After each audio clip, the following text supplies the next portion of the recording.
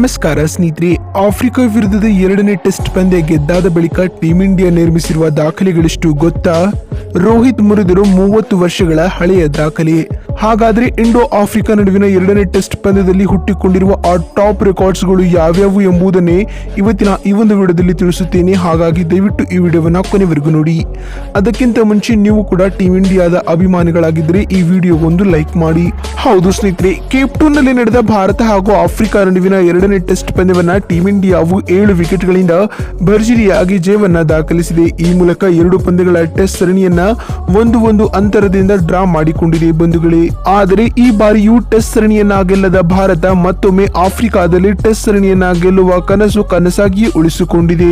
ಹೌದು ಸ್ನೇಹಿತರೆ, ಈ ಒಂದು ಪಂದ್ಯದಲ್ಲಿ ಟಾಸ್ ಗೆದ್ದಂತಹ ದಕ್ಷಿಣ ಆಫ್ರಿಕಾ ತಂಡದ ನಾಯಕ ಡೀನ್ ಎಲ್ಗರ್ ರವರು ಮೊದಲು ಬ್ಯಾಟಿಂಗ್ ಮಾಡಿದರು. ಮೊದಲ ಇನ್ನಿಂಗ್ಸ್ ನಲ್ಲಿ ಮೊಹಮ್ಮದ್ ಸಿರಾಜ್ ರವರು 15 ರನ್ಗಳಿಗೆ 6 ವಿಕೆಟ್ ಕಬಳಿಸಿ ಇಡೀ ಆಫ್ರಿಕಾ ತಂಡ 55 ರನ್ಗಳಿಗೆ ಕುಸಿಯುವಂತೆ ಮಾಡಿದರು. ಇದಾದ ಬಳಿಕ ಭಾರತ ತಂಡ 2ನೇ ಇನ್ನಿಂಗ್ಸ್ ನಲ್ಲಿ 153 ರನ್ಗಳಿಗೆ ಆಲ್ಔಟ್ ಆಗುವ ಮೂಲಕ 98 ರನ್ಗಳ ಮುನ್ನಡೆಯನ್ನ ಪಡೆದುಕೊಂಡಿತು. 2ನೇ ಇನ್ನಿಂಗ್ಸ್ ನಲ್ಲಿ ಆಫ್ರಿಕಾ ತಂಡ 176 ರನ್ಗಳಿಗೆ ಆಲ್ಔಟ್ ಆಯಿತು. ತಂಡದ ಪರ ಆಡಮ್ ಮಾರ್ಕ್ರಮ್ ರವರು ಅಮೋಘ ಶತಕವನ್ನ ಸಿಡಿಸಿದರೆ ಭಾರತದ ಪರ ಅದ್ಭುತ ಪ್ರದರ್ಶನ ತೋರಿದ ಬೂಮ್ರಾ ರವರು 6 ವಿಕೆಟ್ ಪಡೆದರು.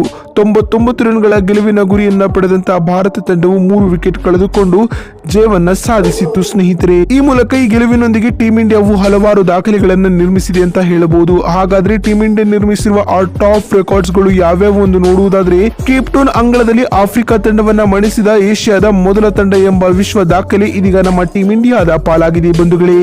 ಇನ್ನು ಈ ಒಂದು ಪಂದ್ಯವನ್ನ ಗೆಲ್ಲುವ ಮೂಲಕ ಸರಣಿಯನ್ನ 1-1 ಅಂತರದಿಂದ ಸಮಬಲಗೊಂಡಿದೆ ಸ್ನೇಹಿತರೆ. ಹಾಗೆ ಈ ಸರಣಿ ಡ್ರಾನೊಂದಿಗೆ ಅಂತ್ಯಗೊಳಿಸುವ ಟೀಂ ಇಂಡಿಯಾದ 2ನೇ ನಾಯಕ ಎಂಬ ವಿಶ್ವ ದಾಖಲೆ ರೋಹಿತ್ ಶರ್ಮಾರವರ ಪಾಲಾಗಿದೆ ಬಂಧುಗಳೇ. ಇದಕ್ಕೂ ಮುನ್ನ ಈ ವಿಶ್ವ ದಾಖಲೆಯನ್ನ 2011ರಲ್ಲಿ ಧೋನಿ ರವರು ಮಾಡಿದರು.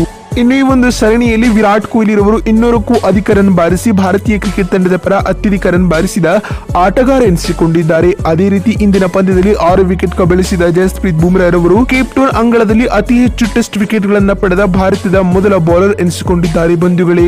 ಇನ್ನು ಈ ಒಂದು ಪಂದ್ಯದಲ್ಲಿ ಪ್ಲೇಯರ್ ಆಫ್ ದಿ ಅವಾರ್ಡ್ ಪಡೆದಂತಹ ಮೊಹಮ್ಮದ್ ಸಿರಾಜ್ ರವರು ಸೇನಾ ಕಂಟ್ರಿಗಳ ವಿರುದ್ಧ ತಮ್ಮ ಮೊದಲ man of the player award ಅನ್ನ ಪಡೆದುಕೊಂಡರು ಅಂತ ಹೇಳಬಹುದು ಬಂಧುಗಳೇ. ನೋಡಿದ್ರಲ್ಲ ಸ್ನೇಹಿತರೆ, ಇಂಡೋ ಆಫ್ರಿಕಾ ನಡುವಿನ 2ನೇ ಟೆಸ್ಟ್ ಪಂದ್ಯದಲ್ಲಿ ಟೀಂ ಇಂಡಿಯಾ ನಿರ್ಮಿಸಿರುವ ಆ ಟಾಪ್ ರೆಕಾರ್ಡ್ಸ್ ಗಳು ಯಾವ್ಯಾವ ಎಂದು ತಿಳಿಸಿಕೊಡುವ ನಮ್ಮ ಈ ಪ್ರಯತ್ನ ನಿಮಗೆ ಇಷ್ಟವಾಗಿದ್ದಲ್ಲಿ ತಪ್ಪದೆ ಈ ಕೂಡಲೇ ಈ ವಿಡಿಯೋಗೊಂದು ಲೈಕ್ ಮಾಡಿ. ವಿಡಿಯೋವನ್ನ ಇಲ್ಲಿವರೆಗೂ ನೋಡಿದ್ದಕ್ಕಾಗಿ ಧನ್ಯವಾದಗಳು.